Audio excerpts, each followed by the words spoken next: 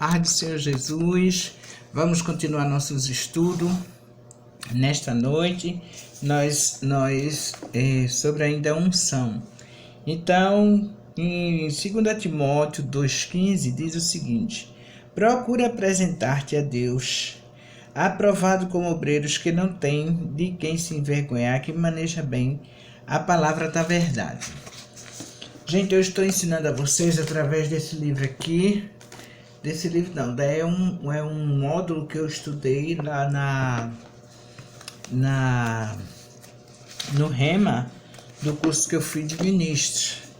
Então eu já estou passando para vocês algo já bem um mocotozinho mais forte, né? Para vocês aprenderem e começar a entender o que significa tudo isso. Então diz assim, Tessalonicenses 5,17: orai sem cessar. Atos 26,19: pelo que o rei Agripa não fui desobediente à visão celestial. A obediência, obedecer ao Senhor vai nos levar cada vez mais para a plenitude daquilo que fomos chamados para fazer.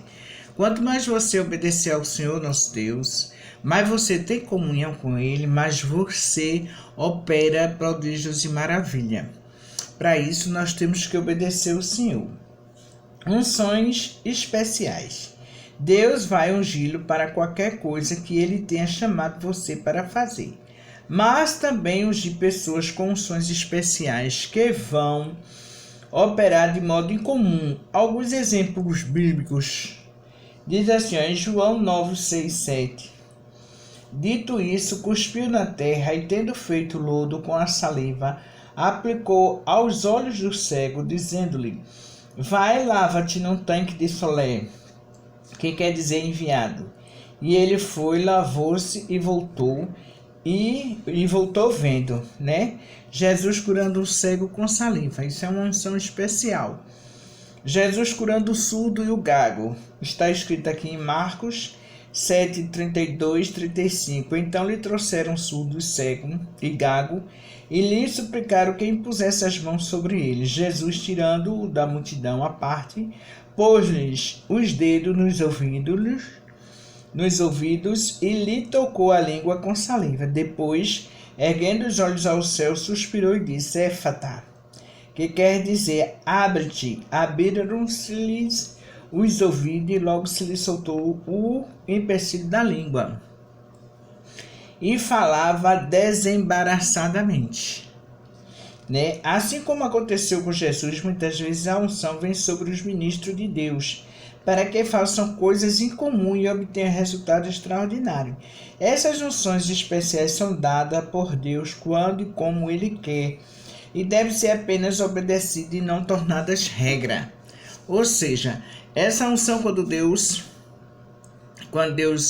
Ele libera sobre nós, é uma unção específica para aquele momento, para aquela hora, para que aconteça aquilo. Não se torna regra, ou seja, nem todo tempo a pessoa vai ter aquela unção. Foi a unção para aquele momento. A unção da cura. Podemos ser curados simplesmente crendo na palavra de Deus, pois ela simplesmente já é ungida e poderosa em si mesma. No entanto, Deus unge algumas pessoas com uma unção especial de cura, como fez com Jesus. Ou seja, a palavra do Senhor Jesus, ela tem simplesmente esse poder, porque ela é ungida, ela é poderosa, ela é forte, é o Deus falando na terra através da palavra dele. Atos 10, 38 diz assim: podemos aprender sobre esta unção lendo os textos em que Jesus operava nela e descobrir alguns princípios que a regem.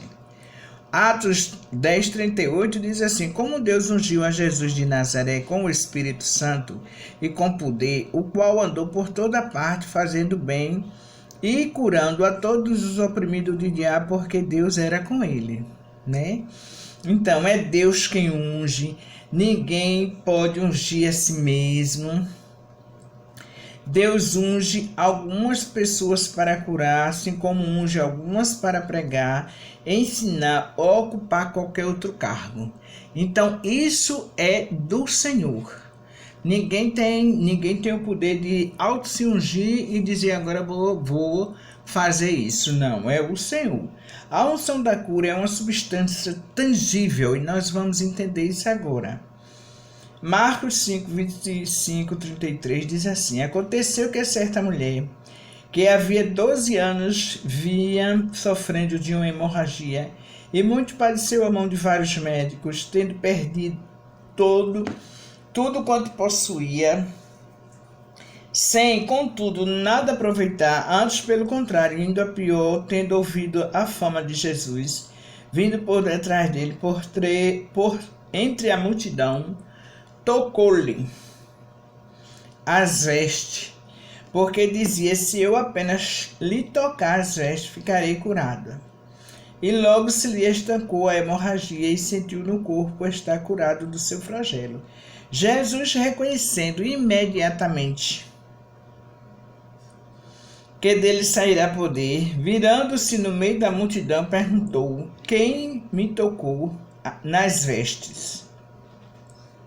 Responderam os seus discípulos: vês que a multidão te aperta e dizes: quem me tocou?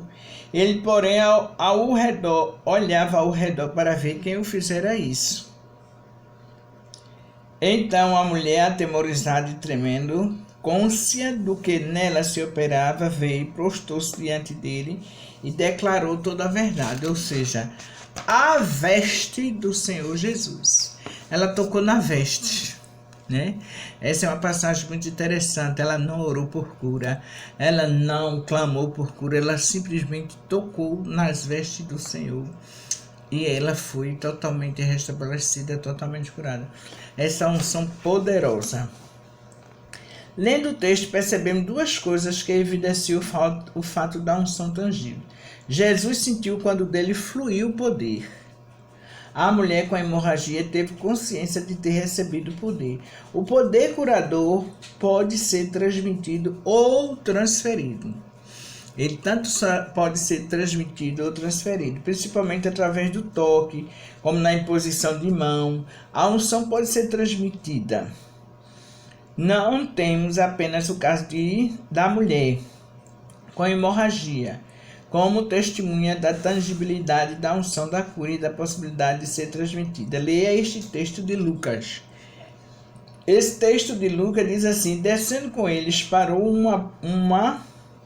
numa planura onde se encontravam muitos discípulos seus e grande multidão do povo de toda a Judeia e Jerusalém, do litoral de Tiro e de Sidom, que vieram para ouvirem e serem curados de suas enfermidades.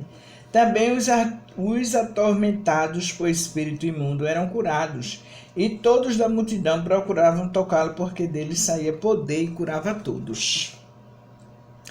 Atos 19, 11 e 12 diz assim: e Deus, pelas mãos de Paulo, fazia milagres extraordinários, a ponto de levarem aos enfermos lenços e aventais do seu uso pessoal, diante dos quais as enfermidades fugiam das suas vítimas, e os espíritos malignos se retiravam.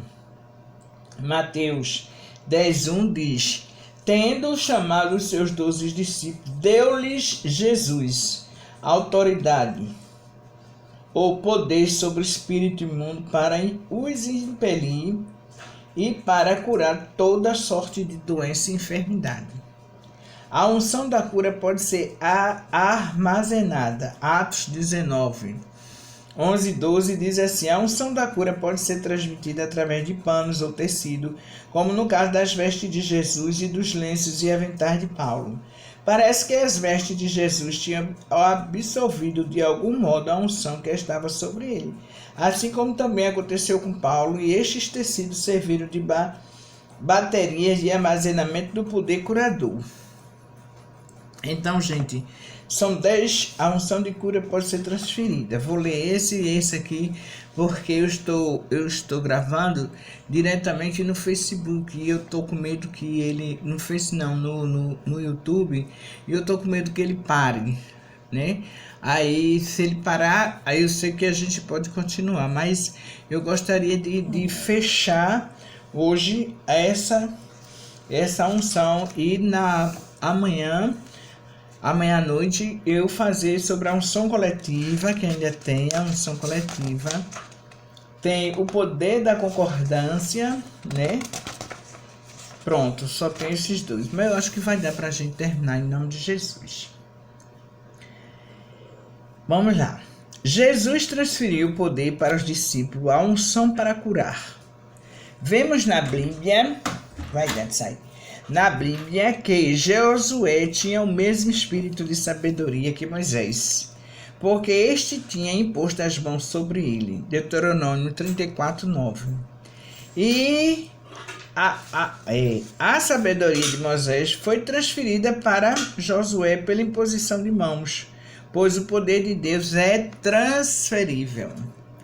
O poder de Deus é transferível. Quando eu li aqui em Timóteo, que diz assim: procura apresentar-te a Deus aprovado como obreiros que não tem de que se envergonhar, que maneja bem a palavra da verdade, né? E assim, quando a gente ir aqui, se vocês prestarem atenção e estudar, você vai ver que há uma transferência de unção quando a gente anda com pessoas que são ungidas, pessoas de Deus, pessoas que têm sua boca santa, que só falam no poder de Deus, na grandeza dele. A gente é atraído por aquela unção. A unção coletiva, aí nós vamos saber agora o que é unção coletiva. É o maior e mais poderoso tipo de unção. A unção coletiva no Antigo Testamento, Crônicas 5, 11, 14. Quando saíram os sacerdotes do santuário, porque todos os sacerdotes que estavam presentes se santificaram sem respeitar os seus turnos. E quando todos os levitas, que eram cantores, isto é, Asaf, Emã, Jedutum e os filhos e irmãos deles, vestidos de linho finos, estavam de pé para o oriente do altar, com símbolos, alaúdes e harpa, e com ele até 120 sacerdotes, que tocavam as trombetas, e quando em uníssono, a um tempo tocaram as trombetas e cantaram para se fazerem ouvir, para louvar o Senhor e render-lhe graças. E quando levantaram ele a voz com trombetas, símbolos e outros instrumentos musicais, para louvar ao Senhor, porque ele é bom, porque a sua misericórdia dura para sempre. Então sucedeu que a casa, a saber, a casa do Senhor, se encheu de uma nuvem, de maneira que os sacerdotes não podiam estar ali para ministrar por causa da nuvem, porque a glória do Senhor encheu a casa de Deus. A glória de Deus é o Espírito Santo, é a sua unção. Eu não sei se vocês já tiveram a oportunidade de vir, mas eu já vi. E todo mundo orando, e de repente eu vi aquela nuvem linda. Não era uma nuvem forte, mas era uma nuvem assim. O ambiente ficou bem anuviado, como diz a história, aquela nuvem linda, branquinha, e eu sentia o poder de Deus. Ali estava a unção coletiva, quando todos estão num só pensamento, numa só comunhão, numa só união. É a hora que o Senhor, nosso Deus, ele se manifesta no meio de seu povo. A unção coletiva no Novo Testamento. Coletivamente somos o templo de Deus. No Antigo Testamento, o templo era a edificação humana. Hoje, porém, nós somos o templo de Deus. Aí está em Hebreu 3,6, que diz assim: Cristo, porém, como filho em sua casa, a qual casa somos nós, se guardamos firme até ao fim a ousadia e a exultação da esperança. Timóteo 3,15 diz: para que, se eu tardar, fique ciente de como se deve proceder na casa de Deus, que é a igreja do Deus vivo, coluna e baluarte da verdade. Coríntios 3,16 diz: não sabeis que sois santuário de Deus e que o Espírito de Deus habita em nós?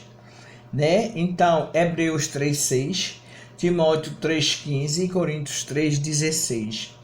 Há, portanto, uma unção individual em cada um de nós e há também uma poderosa unção coletiva. Atos 2, 46, 47. Diz assim: diariamente perseveravam unânimes no templo, partiam pão de casa em casa e tomavam as suas refeições com alegria e singeleza de coração, louvando a Deus e cantando com a simpatia de todo o povo. Enquanto isso, acrescentava-lhes o Senhor dia a dia os que iam sendo salvos. Atos 4, 23, 31 diz assim: uma vez soltos, procuravam os irmãos e lhes contavam quantas coisas lhe haviam dito os principais sacerdotes e os anciões. Ouvindo isto, unanimemente levantaram a voz a Deus e disseram: Tu, soberano Senhor, que fizeste o céu e a terra e o mar, e tudo que nele há, tendo eles orado, tremeu o lugar onde estavam reunidos. Todos ficaram cheios do Espírito Santo e com intrepidez anunciavam a palavra de Deus. Foi a unção coletiva que operou naquela ocasião. Os irmãos levantaram a voz a Deus e ele ouviu a oração e manifestou seu poder de tal forma que o lugar onde eles estavam tremeu e a unção coletiva é poderosa. A unção que te capacita para fazer o que Deus quer já está disponível. Apropie-se dela pela fé agora em nome de Jesus. O poder da concordância, para a gente encerrar. Há um grande poder que é manifesto quando oramos em unanimidade. Vemos que em Atos 4, o lugar onde os discípulos estavam reunidos tremeu de tão grande que foi a unção que se manifestou. Assim, poder na oração individual. Mas há uma unção maior e especial que se manifesta quando os filhos de Deus concordam. Mateus 18, 19. Em verdade também vos digo que se dois dentre vós sobre a terra concordarem a respeito de qualquer coisa que porventura pedirem, ser-lhe-ão concedido por meu Pai que está nos céus. Então, glória a Deus por isso. Amém, amados? Que vocês aprendam. Terminamos falando sobre a unção. Nós terminamos agora. E a primeira, depois disso aqui, nós vamos aprender aquilo que Jesus colocar no meu coração. Era necessário que vocês entendessem sobre o poder da unção, para que cada um de vocês pegue essa unção que Deus te entregou e você faça aquilo que Ele determinar no seu coração. Amém? Beijo, Deus abençoe vocês.